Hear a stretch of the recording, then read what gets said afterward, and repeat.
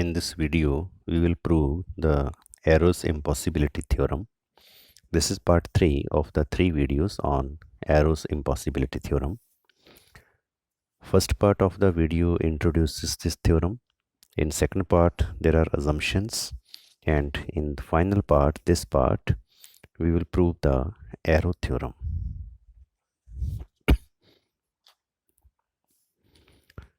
Now, what is Arrow theorem? If we discuss it with the help of a table,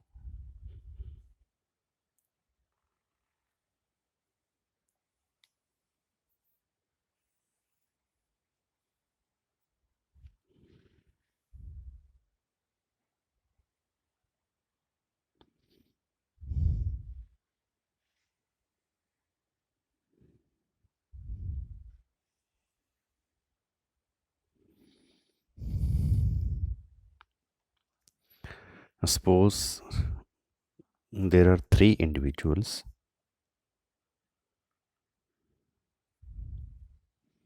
in the society A, B and C. मान लो 3 individuals हैं A, B and C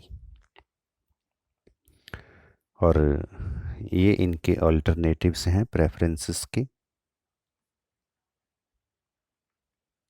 जो कि ordinal numbers हैं ordinal numbers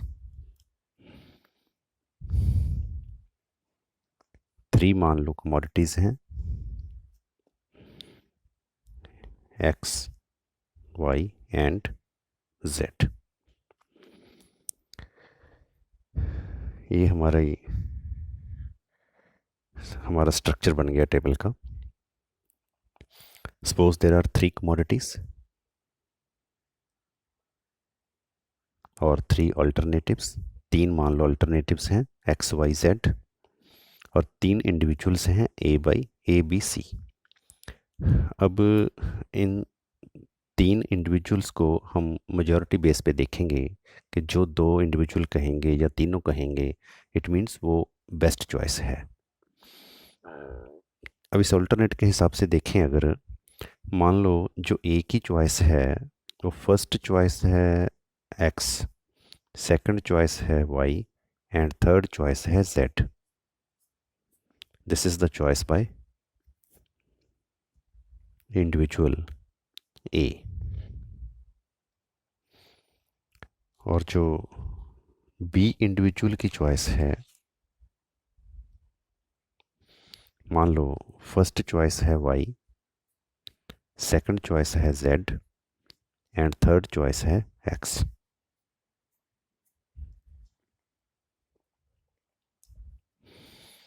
और जो C individual की choice है वो मान लो है, जो इसकी प्रेफरेंस है, फर्स्ट है Z, सेकंड है X एंड थर्ड है Y.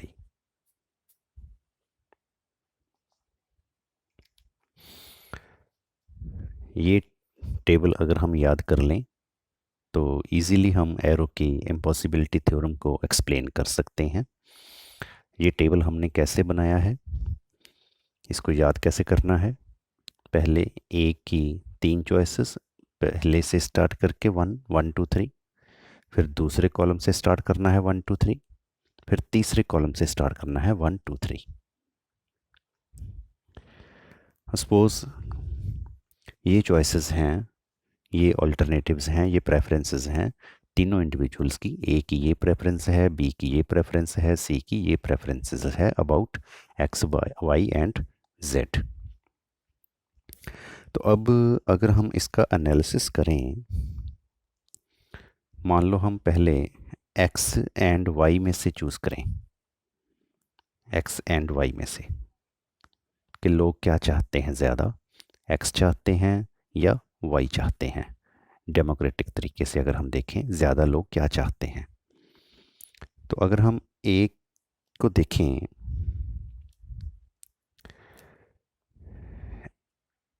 ए की जो फर्स्ट चॉइस है वो है एक्स,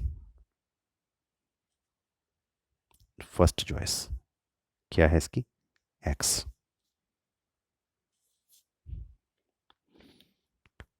और वाई सेकंड चॉइस है, सेकंड चॉइस है वाई।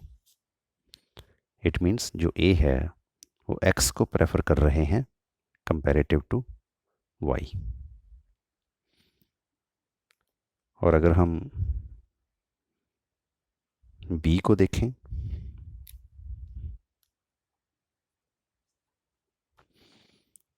बी की जो एक्स है वो थर्ड चॉइस है, और जो वाई है वो फर्स्ट चॉइस है। इट मीन्स ऐसे है ये, जो बी हैं वो वाई को प्रेफर कर रहे हैं, एक्स को प्रेफर नहीं कर रहे, क्योंकि एक्स 3 नंबर पर लगाई है बी ने और वाई 1 नंबर पर लगाई है। और अगर हम सी इंडिविजुअल को देखें, सी इंडिविजुअल ने एक्स को थर्ड नंबर सेकंड नंबर पर लगाया है और वाई को थर्ड नंबर पर लगाया है।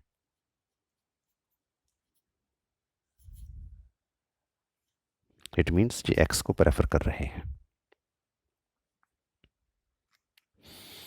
तो अगर हम मेजॉरिटी वोट के हिसाब से देखें, मेजॉरिटी वोट के हिसाब से ये भी x ग्रेटर देन y है, ये भी x ग्रेटर देन y है, तो 3 में से 2 x ग्रेटर देन y है। इट मीन्स इस मेजॉरिटी वोट के हिसाब से x को प्रेफर किया जा रहा है कंपैरेटिव टू y, y को प्रेफर नहीं किया जा रहा, y को प्रेफर नहीं किया जा रहा, x को प्रेफर किया जा रहा है इस मेजॉरिटी के बेस पर। ये हमने देखा x एंड y के बीच में। अब अगर हम y एंड z का कंपैरिजन करें, y एंड z का ऐसे ही तरीके से,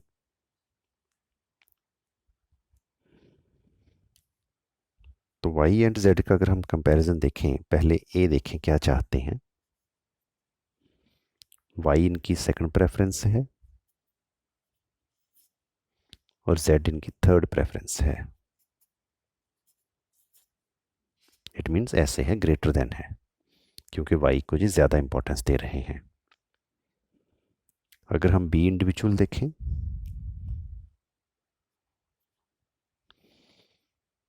b इंडिविजुअल y को फर्स्ट प्रेफरेंस दे रहे हैं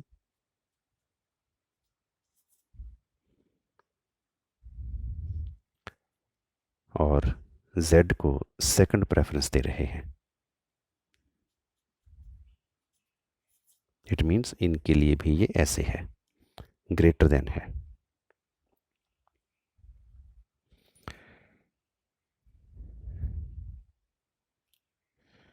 और अगर हम सी इंडिविजुअल को देखें, अब सी का डिसीजन चाहे जो भी आए, अब कोई फ़र्क नहीं पड़ेगा, क्योंकि 3 में से 2 का डिसीजन सिमिलर आ गया। तो फिर भी अगर हम सी को चेक करें, सी के लिए जो वाई है वो थर्ड प्रेफरेंस है और जो जेड है वो फर्स्ट प्रेफरेंस है। तो ये ऐसे है, क्योंकि जो सी हैं वो जेड को फर्स्ट प्रेफरेंस दे रहे हैं, जेड को ज़्यादा प्रेफर कर रहे हैं। तो इन तीनों में से अगर हम मेजॉरिटी वोट को देखें कि वाई एंड जेड में से लोग क्या प्रेफर कर रहे हैं ज़्यादा, तो लोग वाई को प्रेफर कर रहे हैं, जेड को लोग प्रेफर नहीं कर रहे, वाई एंड जेड के कंपैरेटिव। तो इसका मतलब क्या हुआ, एक्स एंड वाई में से एक्स,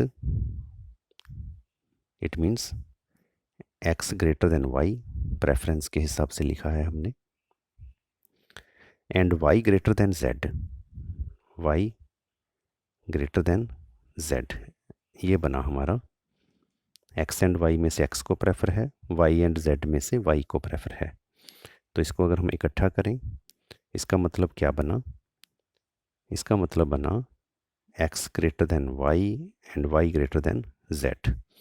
और अगर हम अपनी ट्रांजिटिविटी एजम्पशन के हिसाब से देखें, it means X greater than Z. तो एक्स ग्रेटर देन जेड है, इट मीन्स लोग एक्स को प्रेफर कर रहे हैं ऑल ओवर, जेड को प्रेफर नहीं कर रहे। अब अगर हम एक्स एंड जेड का कंपैरिजन करें, जो हमने पहले नहीं किया, तो इसके अकॉर्डिंग तो एक्स की प्रेफरेंस आनी चाहिए, जेड की प्रेफरेंस नहीं आनी चाहिए। तो अगर हम एक्स एंड जेड को चेक करें, यहाँ पर मान लो हम कर लेते हैं चेक इसको, एक्स एंड जेड को, कि लोग ज़्यादा क्या चाहते हैं। तो हमारे हिसाब से लोग एक्स को प्रेफर करें जेड के कंपैरेटिव, बट हम इस टेबल के अकॉर्डिंग इसको चेक करते हैं। अब अगर हम पहले ए की बात करें, ए एक्स को दे रहे हैं फर्स्ट प्रेफरेंस और जेड को दे रहे हैं थर्ड प्रेफरेंस, इट मीन्स ये ग्रेटर है। तो इन्होंने एक्स को प्रेफर किया है, जेड को प्रेफर नहीं किया। अगर बी को देखें, बी इंडिविजुअल को, एक्स को दे रहे हैं थर्ड प्रेफरेंस, जेड को दे रहे हैं सेकंड प्रेफरेंस।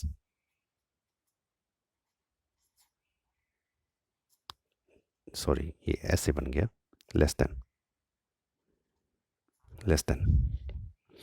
क्योंकि जेड को इन्होंने हाई प्रेफरेंस दी है सेकंड, एक्स को लो प्रेफरेंस दी है थर्ड। और अगर हम सी के हिसाब से देखें,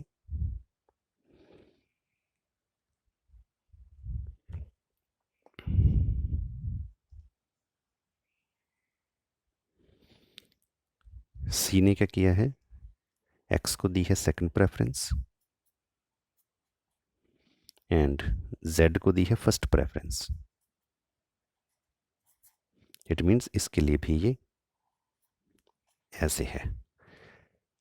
तो इस मेजॉरिटी को अगर हम चेक करें, इसके बेस पर अगर हम चेक करें मेजॉरिटी को, इसके बेस पर क्या बना, ये एक्स को प्रेफर कर रहे हैं ए, पर बी जेड को प्रेफर कर रहे हैं, सी जेड को प्रेफर कर रहे हैं। इट मीन्स एक्स को लोग प्रेफर नहीं कर रहे, लोग जेड को प्रेफर कर रहे हैं। बट होना क्या चाहिए था, होना चाहिए था कि लोग एक्स को प्रेफर करते, जेड को प्रेफर ना करते। तो मेजॉरिटी वोट जो है, मेजॉरिटी वोट से हमें ये डिसीज़न मिला। बट सोसाइटी, अगर जब हमने देखा सोसाइटी क्या ये चाहती है, तीनों में से सोसाइटी ये नहीं चाहती। ये एरो ने कहा है कि जो मेजॉरिटी वोट से प्रूव हो, जैसे ये प्रूव हुआ कि एक्स को लोगों ने प्रेफर किया, तो मेजॉरिटी भी वो चाहे, ये ज़रूरी नहीं होता, ये पॉसिबल नहीं होता, यही इम्पॉसिबिलिटी है। जबकि ये दिखने में थोड़ा पैराडॉक्सिकल टाइप लगता है। तो ये डिसीजन जो है मेजॉरिटी का, ये इनकंसिस्टेंट है with the individual decision. Individuals को जब हमने देखा यहाँ पर, तो इंडिविजुअल्स चाहते हैं एक्स, बट जब हमने सोसाइटी को देखा, सोसाइटी चाहती है जेड। इंडिविजुअल्स एक्स को ज़्यादा प्रेफर करते हैं जेड के कंपैरेटिव, बट सोसाइटी जेड को प्रेफर करती है एक्स के कंपैरेटिव। इसलिए इन्होंने कहा है, एरो ने, कि जो सोसाइटी का सोशल वेलफेयर फंक्शन है वो डेमोक्रेटिक वोटिंग से नहीं बनाया जा सकता, चाहे इंडिविजुअल प्रेफरेंसेस कंसिस्टेंट हों तो भी। इसको वोटिंग पैराडॉक्स भी कहा जाता है कि इंडिविजुअल्स ने जो कहा कि X greater than Y, Y greater than X, it's X greater than Y, Y greater than Z, ये वाला जैसे है, तो x ग्रेटर देन z होना चाहिए इंडिविजुअल प्रेफरेंसेस के हिसाब से, पर सोसाइटी के प्रेफरेंसेस के हिसाब से ये हो सकता है ऐसे ना हो। अब यहाँ पर अगर हम ध्यान से देखें कि ये डिस्टर्बेंस क्यों आई, ये इम्पॉसिबिलिटी क्यों आई, क्योंकि यहाँ पर हमने जो अल्टरनेटिव्स थे इनको रैंक दिए, first second third, first second third, first second third.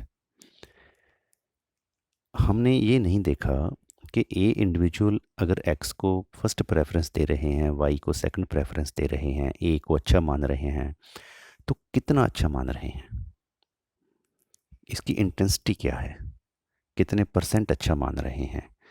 अगर हम इसकी इंटेंसिटी को ऐड करें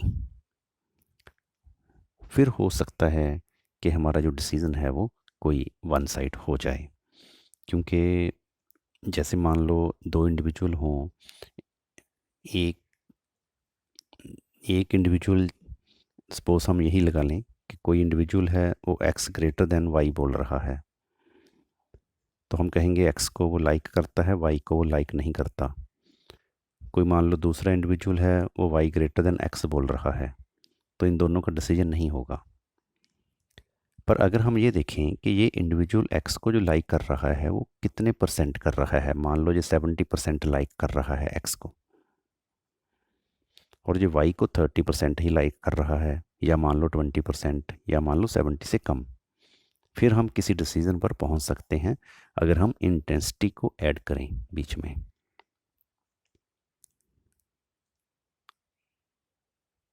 बट अगर हम इंटेंसिटी को ना ऐड करें, फिर जो डेमोक्रेटिक वोटिंग है उसके बेस पर हम ये डिसीज़न नहीं ले सकते, उसके बेस पर ये इम्पॉसिबल है। This was about the arrows impossibility theorem.